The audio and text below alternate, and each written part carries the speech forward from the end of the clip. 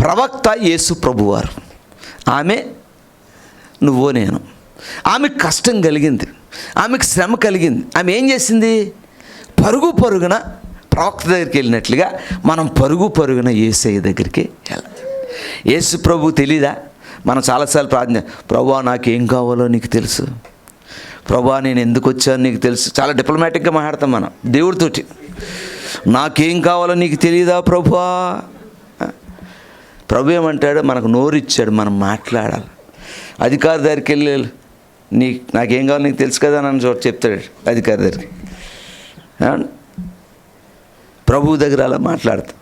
ప్రభువు దగ్గరికి వెళ్ళి ప్రతి పరిస్థితి ప్రభువు దగ్గర విన్నవించాలి. నువ్వు నీ స్థితి ఏంటో ప్రభువుకు చెప్పుకోవాలి, నీ పరిస్థితి ఏంటో ప్రభువుకు చెప్పుకోవాలి, నీ అవసరత ఏంటో ప్రభువుకు చెప్పుకోవాలి, నీ సమస్య ఏంటో ప్రభువుకు చెప్పుకోవాలి, నీ యొక్క వేదన ఏంటో ప్రభువుకు చెప్పుకోవాలి, నీ పోరాటం ఏంటో ప్రభువుకు చెప్పుకోవాలి, నీ ఆర్థిక పరిస్థితి ప్రభువుకు చెప్పుకోవాలి, నీ పిల్లల భవిష్యత్తు ప్రభువుకు చెప్పుకోవాలి. నువ్వు ఏం చేయాలనుకుంటున్నావు ప్రభువుకు చెప్పాలి. నీకేం కావాలో ప్రభువుని అడిగితే అప్పుడు ప్రభువు నీకు ఒక ఆలోచనో లేకపోతే నిన్ను నడిపించే విధానమో ఎదురుగా ఉంటుంది.